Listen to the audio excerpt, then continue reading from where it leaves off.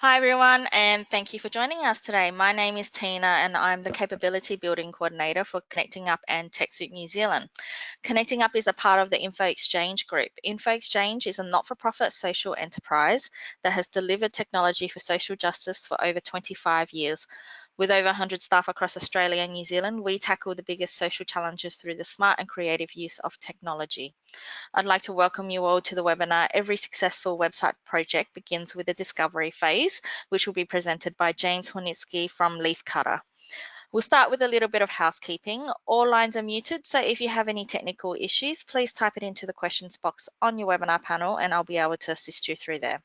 If you have any questions during the session, please also type it into the questions box and James will answer them in the Q&A section at the end of the webinar. Please note that your comments and questions will not appear to the entire group. If you are on a Wi-Fi connection and have multiple programs open, this can sometimes affect the quality of the audio and video of the webinar. If possible, please close all other programs to help you have the best experience. Please note that the webinar is being recorded and a link to the recording and the slides will be sent to you shortly after the webinar ends. Before we start, I'd also like to remind you that there will be a short survey at the end of the webinar. We'd appreciate it if you took a few minutes to provide us with some feedback. That's all from me for now. I'll hand it over to James to get things started. Thanks, James. Thanks very much. Hi everyone, good to be talking to you all today. As Tina mentioned, we'll be looking at the discovery phase for website projects and how that is sort of done and why it's so important today. Just to give you a little bit of background on myself before we get started. So I'm the COO and one of the co-founders of Leafcutter. We've been doing website development and design for over 8 years now. And I think in that time, what we've seen is that the discovery phase is becoming more and more important because the sort of websites and the sort of challenges that we're solving today are becoming more and more complex. So the goal of today will be basically to give you an idea of how we tackle the discovery process and give you a bit of an idea of why it's so important and some of the detail behind it too. So to get started, I'd like to start with a case study, and this is really, really important, I guess, if you're making a business case to your board or to your executive team or whoever you need to do it. The first question is why you need discovery. And what I've got here is an example article. I'll just read out the heading if you can't see it on your screen. Accenture sued over website redesign, so bad it hurts.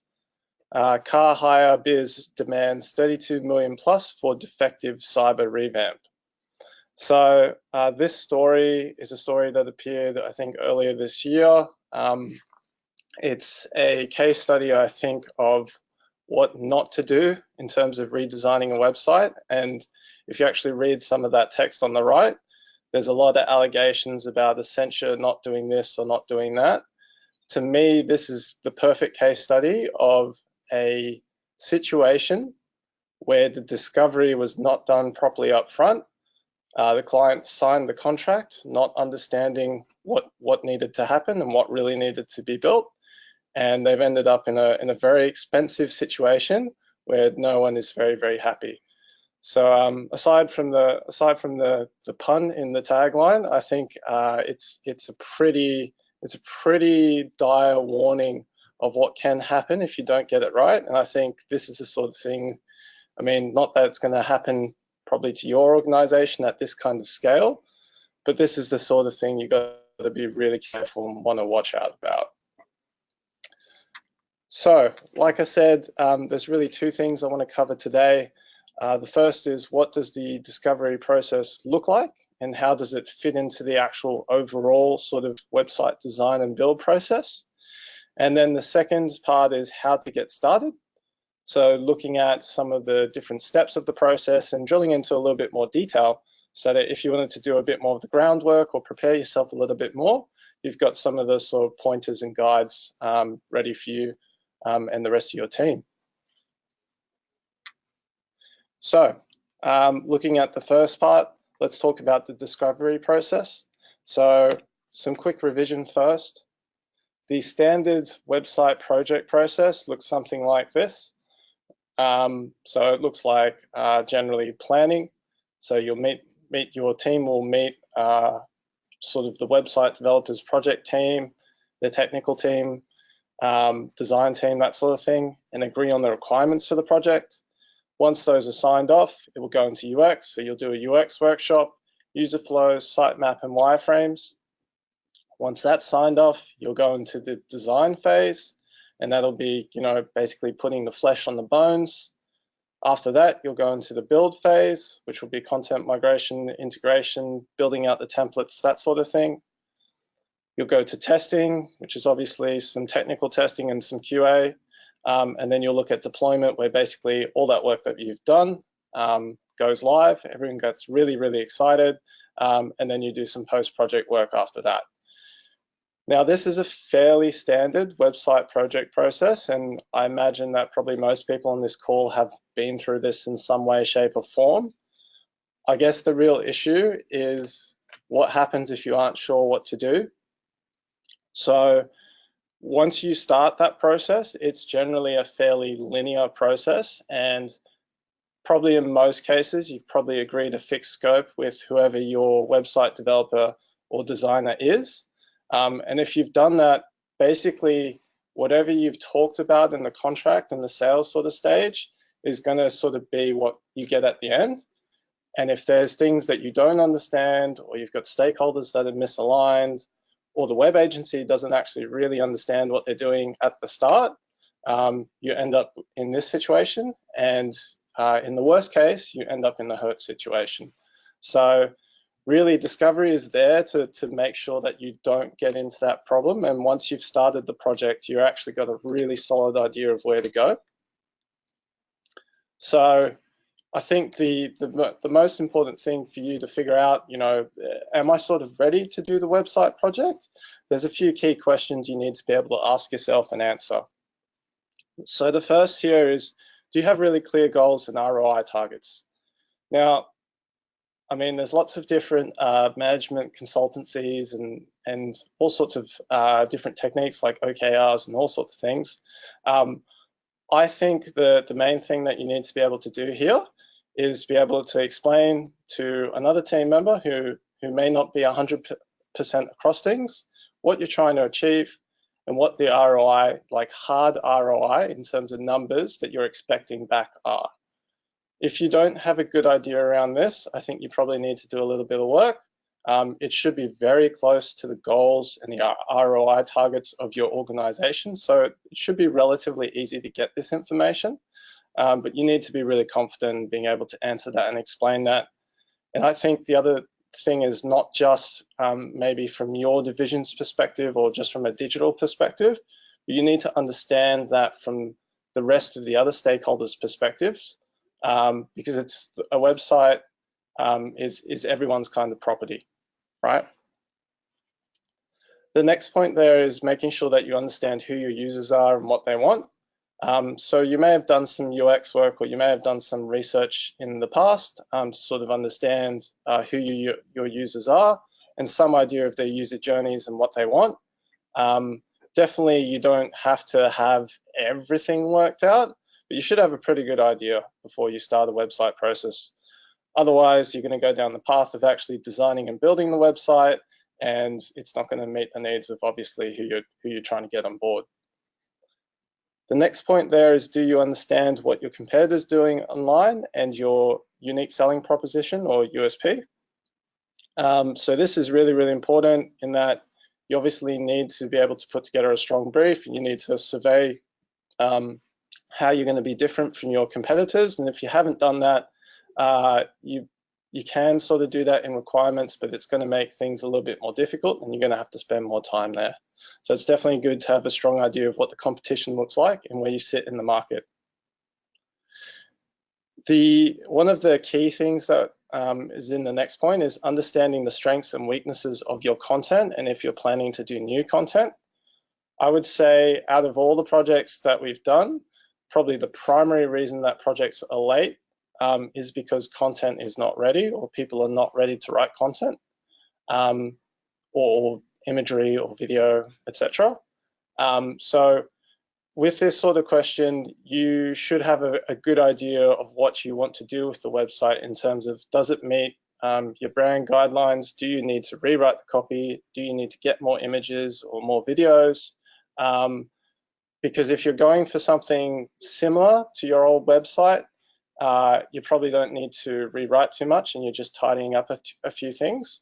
But if you've done something like a rebranding, or you really think the competition has moved on and you really want to, sort of try and match what they've done, then you need to really look at allocating some time for content, and you need to have a good understanding of how much work that is going to be or not. You could also ask the web development sort of agency to contract or involve a copywriting component in the website. That's up to you, but it's important to understand if you're going to do that or not. The next point there is understanding your current website data. So this is really making sure you understand, what sort of people are coming to your site, when are they coming, what's the session length, which pages are performing well, that sort of thing. So just some basic understanding of analytics.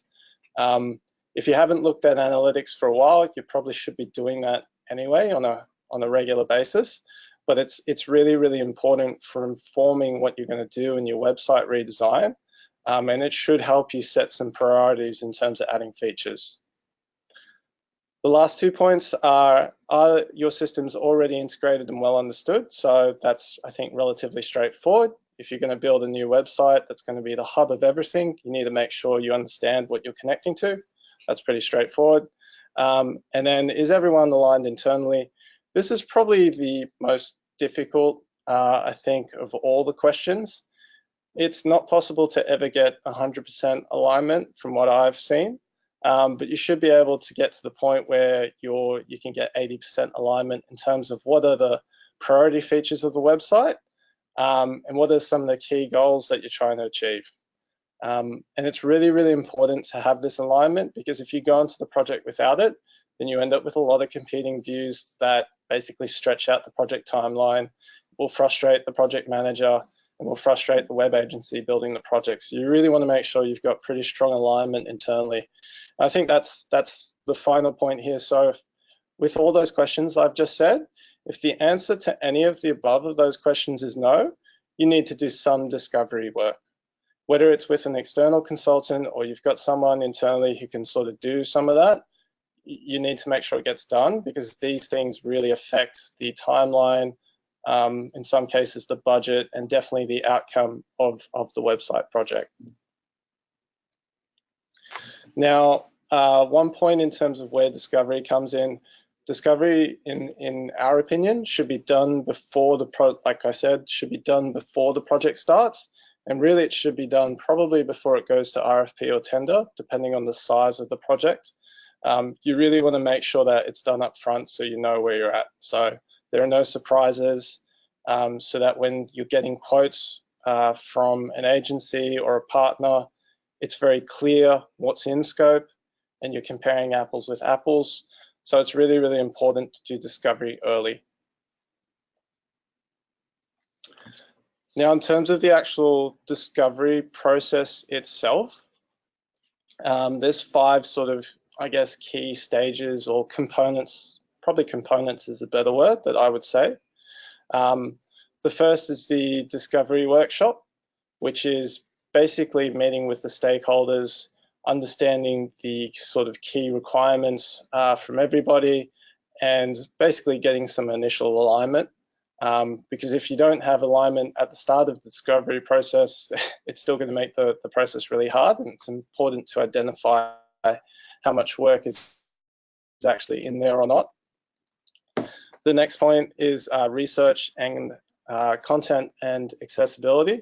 So looking at the content that you guys already have, doing a bit of a site audit, potentially if accessibility is a key requirement, which it is probably for many of you, looking at what sort of accessibility standards you want to meet and how far are you from them currently. So just doing the sort of basic research to understand what's there already, what do you want to change, and are there any accessibility requirements. The next stage after that is research, so analytics and user behavior. This is basically, like I talked about, looking at something like Google Analytics or some of the Adobe suite or whatever tracking that you have, to make sure you understand the sort of key goals of each sort of segment or target user. And potentially you can do other things like questionnaires and surveys, but that depends how far you want to go into that. The next part after that is research into the technical and the sitemap. So looking at a lot of the technical requirements in terms of the platform, in terms of support.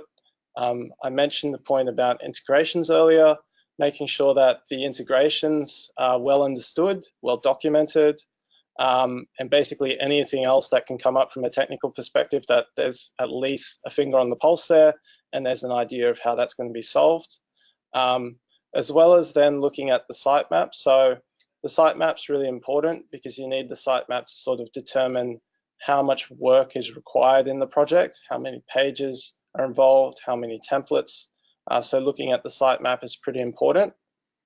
And then the final sort of component or piece, and this is, I guess, optional depending on how far you want to go and how much certainty you want before you actually start the website project, is to look at user experience, particularly prototyping. So looking at developing some initial wireframes, potentially testing the sitemap, and using a few tools and sort of walkthroughs to do that. So there's sort of, like I said, there are 5 key components to the way that we do discovery. Every web agency is probably going to have some variation on this process, but what's included in here is important, and it's going to be relatively the same at the end of the day. This process, just to finish on this process also probably takes probably around 2 or so months to do for us on average. You can do individual components, which would be faster, but generally you're looking at a 1 to 2 month engagement with us, and I would expect most web agencies are probably similar in terms of timings. Now, the outcomes of following that discovery process, so once you've been through the process, we've explained why it's important, you've gotten everyone on board, you should have some outcomes that you can take basically to run to the project, right? So you should have answers to your initial questions. So all those questions that I outlined earlier, you should have the answers to those and you should be really confident in them. You need to have internal alignment coming out of discovery. And this means that you need to make sure that the right people are involved from each area of the organization, because like normal, there's always competing priorities within the organization. There's a lot of challenges, people have different work on, that sort of thing. But it's important at least that there's some sort of agreement there, and everyone is at least, I guess, 80% or so happy. You should have a potential solution design, so you should understand the technology choices that you're making, what the benefits of them are, what some of the limits of those choices are, because every technical solution has limits to it. So you should have a pretty good idea of what the technical solution is going to be. You should have a roadmap for next actions, and you should have estimated time and cost. So you should have basically the plan that you need to be able to take to the board or to the executive or whoever it is and go, this is what we're going to achieve, this is how much it's going to cost, and that's that. So you have a really solid, overall, you have a really solid plan as an outcome from the discovery phase. So that's the end of the first part. I think we've been through the high level of the discovery process, why it's important, what the outcomes should be. Now let's get into a little bit more of the detail about how to get started and some of the detail in those processes. So the first is gathering your team. So this is probably the typical layout, I guess, of a not-for-profit sort of organization and in a website project. So generally you'd look at having a program leader or a project manager, the word's fairly similar, who's responsible for the discovery and probably will be eventually responsible for the website as well. They are responsible for reporting to the executive and board, so whoever's actually going to sign off on the website, it's their job to communicate up to them. And that program leader needs to get in touch with all the different parts of the organization.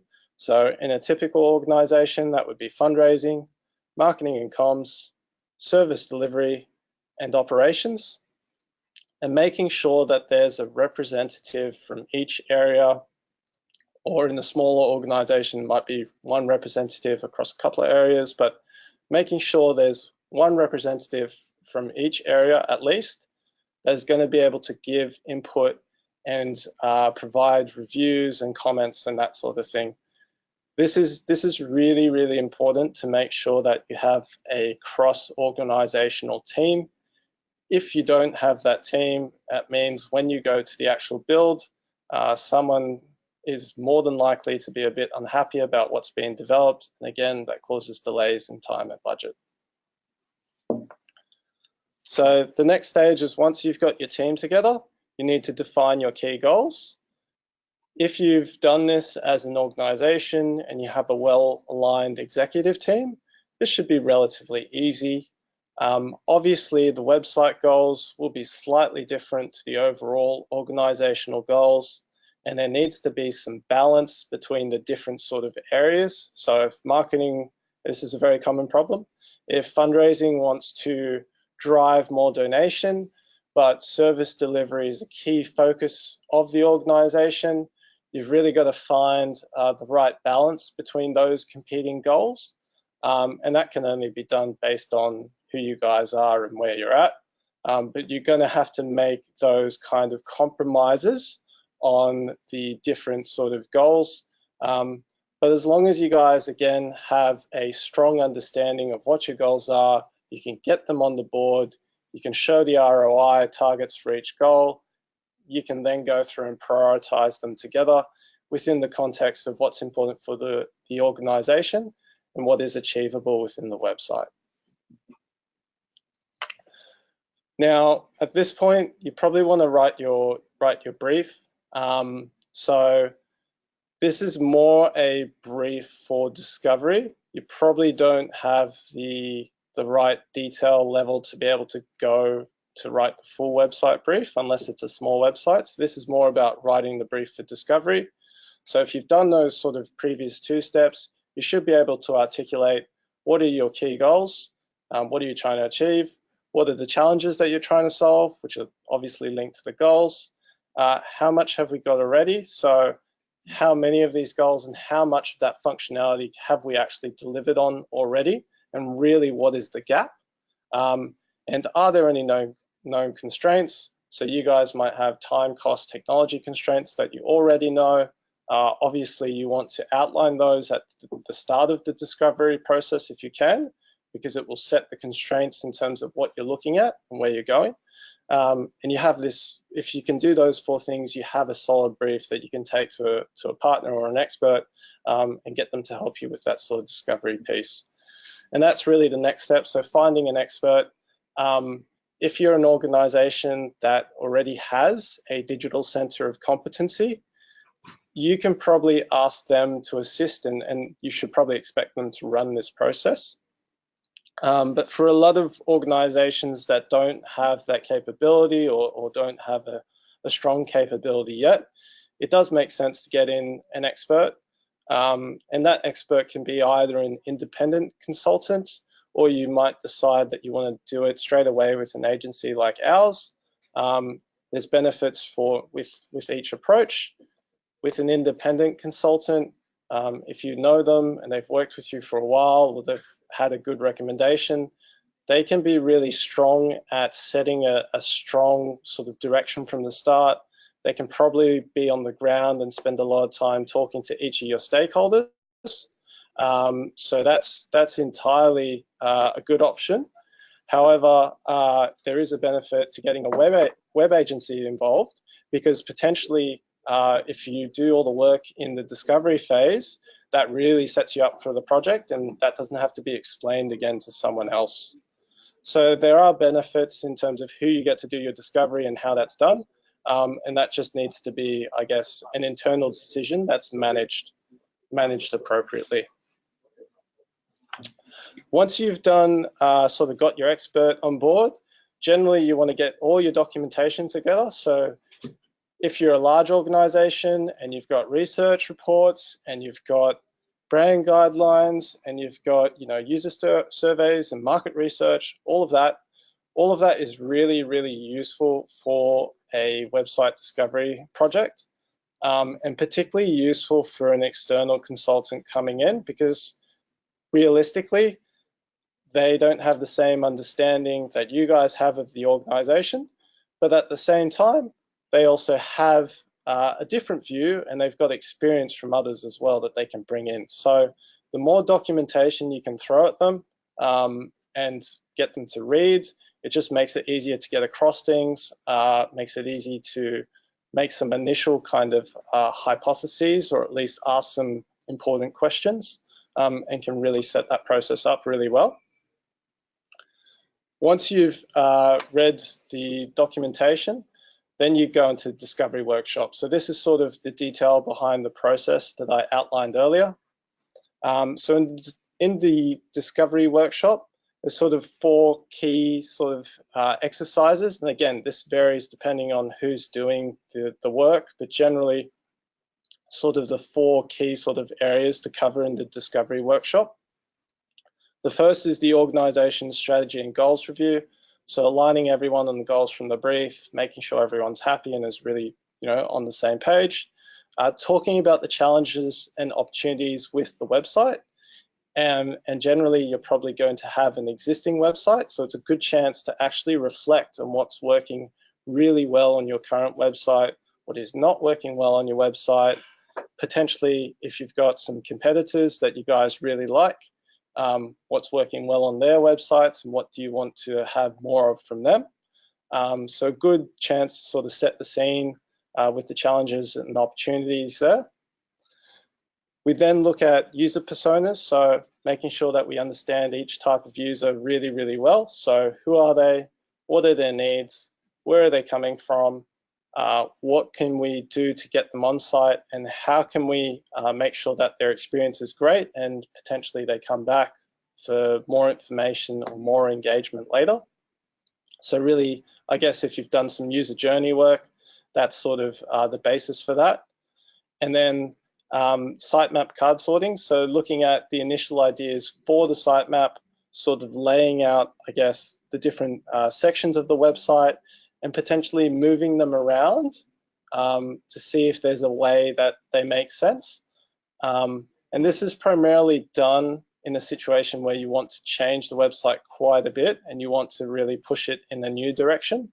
If you're happy with the sort of existing sitemap and you think it's fairly good, you probably don't have to spend too much time there.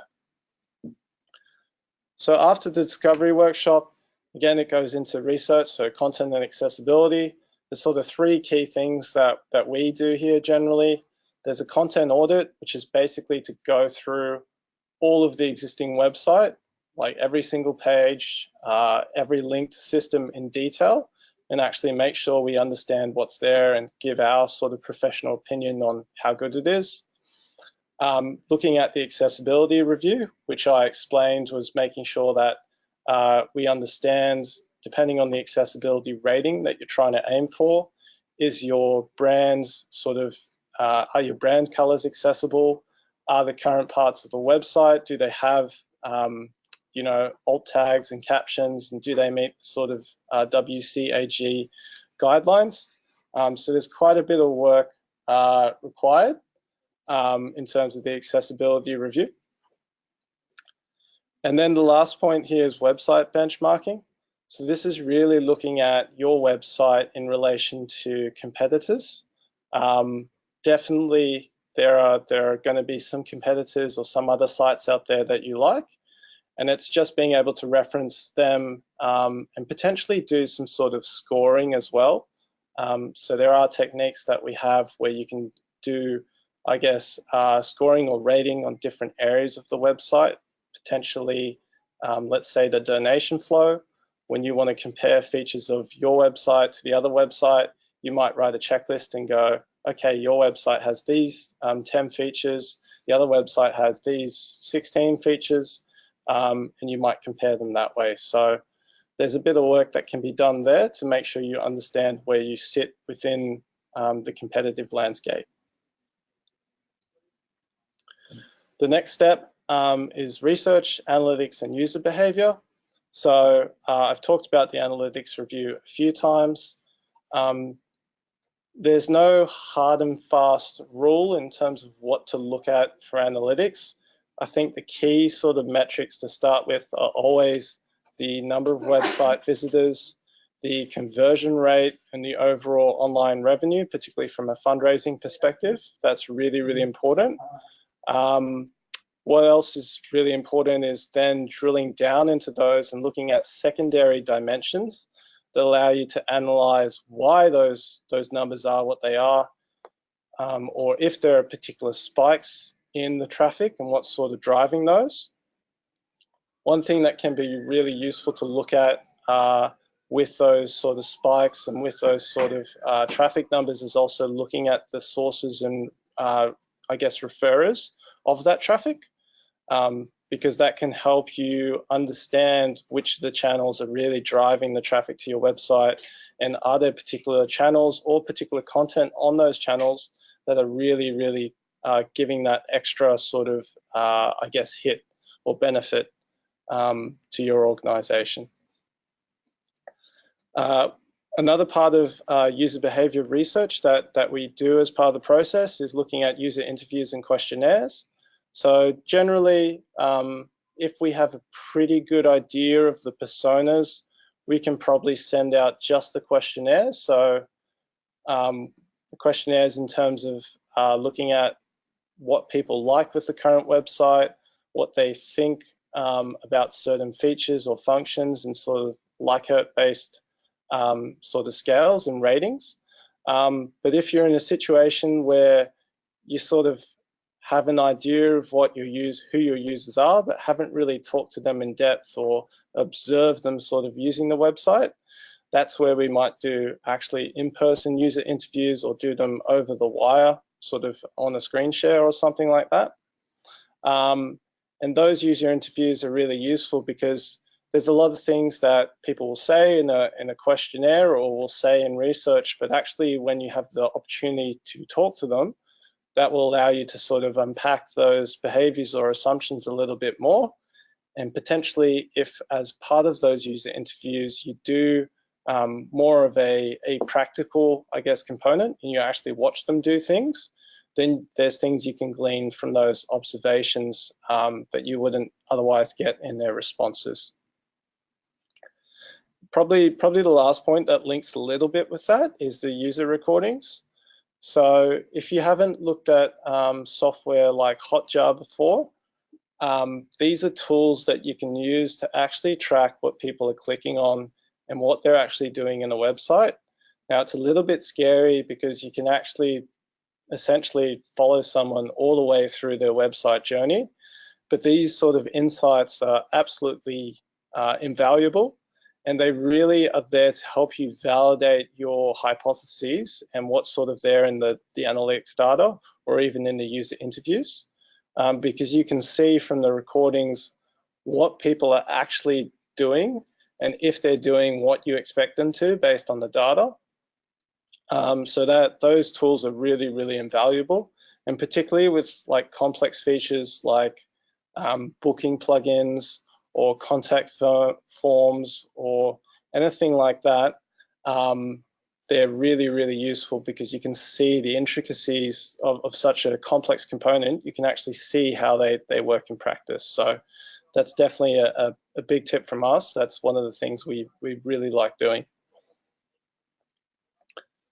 The next part is the technical and sitemap component of the research. So the first component there is looking at the digital ecosystem and architecture. Generally, the website is sort of the front-facing, I guess, hub of your digital sort of strategy and all the different channels. So Facebook, Twitter, et cetera, all will link back to the website. And at the same time, the website is sort of the gateway to the CRM and potentially to a few other core systems, potentially a shop or other campaign microsites. So it's really, really important to understand all the different systems in play and how they are connected to each other. And definitely where there are integrations with, say, the CRM, it's really, really important to try and work out, what sort of data gets passed between them currently, what sort of work might be required to pass more data and to make sure that we're getting what we need. So just really making sure you do some of that initial integration sort of mapping kind of strategy work is really important. The next point that I've got there is security review. So as part of our discovery work, we tend to run a tool called Securi across the existing website to quickly identify, what sort of version of the software that you have currently is running, make sure there are no glaring security holes or problems in the current website, because these things really are important. They need to be maintained in the future solution, and we normally take a look at the existing solution to try and understand the sort of practices and processes that are already in place. And definitely one of the big things that we tend to look for and we don't find very often is the sort of web application firewall. So making sure that your application can't be scanned automatically by sort of bots and that sort of thing. That's pretty important. The next item that we look at is an SEO sort of crawl of the existing website. So this gives us an idea. There's lots of tools out there that you can use, but this gives us an idea of basically how big the website is, how many pages there are, and also how they're sort of positioned from an SEO perspective as well. Because SEO obviously as part of your new website is really, really important. There's lots of considerations and there's lots of work that needs to go into it. So making sure that you do a good SEO sort of audit, say with the tool Screaming Frog, which will generate a report of all the URLs, the number of pages, and lots of other information. It's really, really important to understand that as a baseline and make sure you have a good understanding of the scope of the work required there. The last point that we normally do in technical and sitemap is to look at actually preparing the sitemap. So after we do the SEO crawl, we've got a pretty good idea of the size and the depth of the site, but we might want to look at the groupings and get some initial idea of what content needs to change. So that's where we look at basically preparing a new sitemap. It's sort of like the card sorting exercise that I alluded to earlier in the discovery workshop. But basically you want to look at moving things around to give yourself a good idea of what the new structure is going to be like and how much work that is actually going to take to implement. Then the final phase, and this is probably one of the more optional ones, is the actual prototyping. So there's a few options here, a few things that you can be doing here. So the first is looking at the information architecture and sitemap. There are actually tools like TreeJack that you can use to actually test your new sitemap against users. And they can sort of run an interactive experience where you can track users, sort of ask users questions and then ask them to navigate through the theoretical sitemap, which is quite interesting because then you can see if people can actually find what they want or not based on your sitemap. We can look at wireframes, and that sort of comes into the interactive prototypes. So wireframes, you probably know this already, but wireframes are sort of the skeletons or outlines of the page. It's definitely worth in complex scenarios drawing these wireframes out and sort of having an initial idea of how the tool is going to work. And if you have a lot of stakeholders or it's really complex kind of workflow, you can actually turn that into an interactive prototype where the wireframes can be clicked. So you can click on an example button and that will take you to the next page. And then you can click on another button on that wireframe, which will take you to the next wireframe. It just gives you a better idea of sort of what a living application might look like before you build it. And there are tools like InVision, which are really great for just setting up these sort of basic interactive prototypes that we use. And then the final point is you might look at doing some UI design. So based on the previous 3 points, you may have come to the point where you've got a pretty good idea of how things are going to be laid out, but you may need to do some convincing or some aligning on what the actual look and feel is going to be like. So you might design a home page or 1 or 2 pages and make sure that basically everyone's aligned on what sort of the look and feel will be like. So that's the sort of detail behind each of the steps in the process. I think we'll have Q&A in a little bit, and I'm happy to take questions. But just to wrap up, there's sort of 4 key takeaways that I want to reinforce or outline.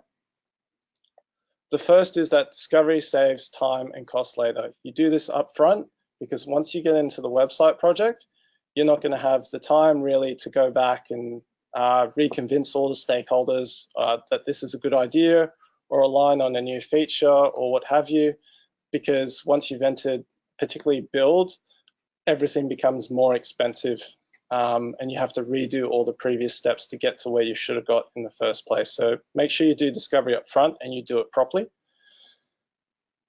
The second point there is a process, and I've outlined sort of our process. I've outlined some of the detail of each sort of, I guess, action or activity that you can take.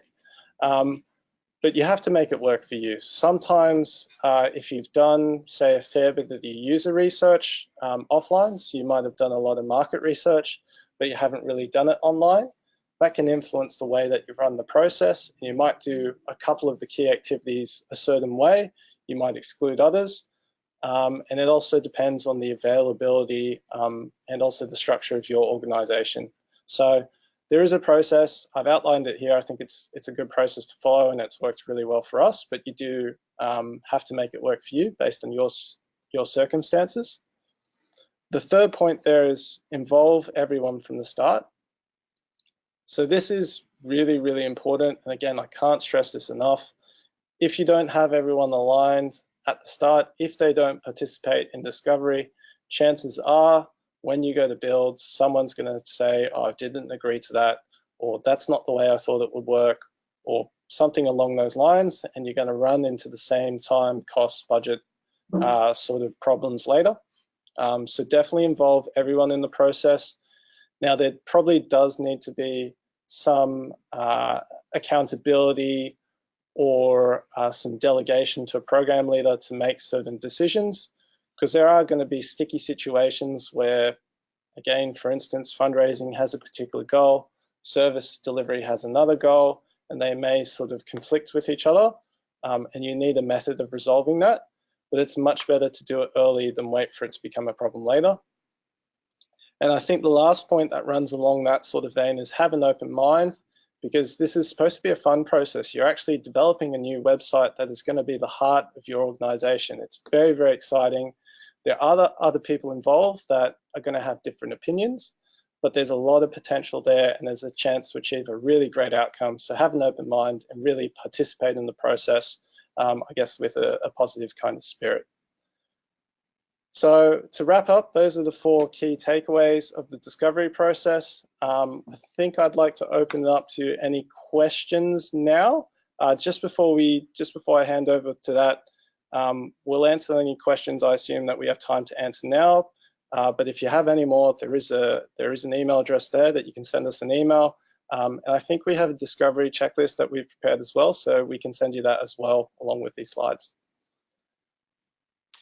Great, thanks, James. We haven't had any questions come through. I think you've given everyone quite a bit to think about. What we'll do is, if there was anything you wanted to add before we wrap up, and any questions that do come through, or anyone that do have any questions that come to mind afterwards, they can contact you directly on the email address that you have listed there. So was there anything you wanted to add before I wrap up for this webinar session? Look, I think I just want to say thanks for everyone's time, and look, hopefully, like when you get these slides, you'll find them quite useful. There is a detailed process behind discovery. It can be quite challenging to do it yourself, so hopefully what we've given you here is just going to be another step in the right direction. And again, if you guys need any help with that, or you need some advice, we're happy to do that. So. Yeah. Thank you. We do have one that has have come through, some questions. So are there any recommendations you have around getting stakeholders on board when they don't want to get on board? The real question there is, why? Yeah, that's like, so there's lots and lots of reasons for that. Some stakeholders feel, I guess, disenfranchised because maybe they've been through the process before and they don't want to do it this time, and that can be very tricky. And I think it becomes a process of trying to at least get something from them and really try and address some of those concerns that they had from last time. Some are genuinely too busy and don't have an interest. And that's a really difficult situation also to try and solve. Generally, with that one, they may have less of an involvement in the entire process, but you can sort of get them maybe another 1 hour meeting, really try and get the goals and objectives and a couple of features out from them, and then that's it. So you might do it as a very sort of targeted intervention at the start and maybe at the end of the process. So those are probably the two sort of common scenarios that I've seen, and that's sort of how we've handled them. But normally, I find that it's pretty rare. Normally people want to be involved and actually more opinionated. So if someone doesn't want to be involved, it's normally a bit easier to sort of manage. Okay, the same person wrote, have reservations after you have mitigated them too. Do they have reservations? Yeah, I mean, they're always going to have some reservations, and you need to be very careful, I guess, throughout the process in terms of if they change their mind or they turn around and they suddenly say they don't like things. It can happen. There's no easy way to mitigate that, and it depends who they are. You're probably the one that knows them best, and there's an effective management strategy with them in general, I think, to make that work. Great. That's all for questions, James. So thank you so much for presenting today, and thank you everyone for joining us. I hope you've all learned a lot from the presentation. If you do have any questions that come to mind later on or any feedback about the webinar, please send that through to events@connectingup.org and we can answer that offline, or you can contact James and the team directly via the information on your screen. Don't forget that the recording will be available on our website very shortly, and a link will be sent to you, so keep an eye out on your inbox. Again, thank you for being with us. Enjoy the rest of your day, and we look forward to seeing you all next time. Thanks, James. Thanks, Sure. everyone. Thank you. Cheers. Bye.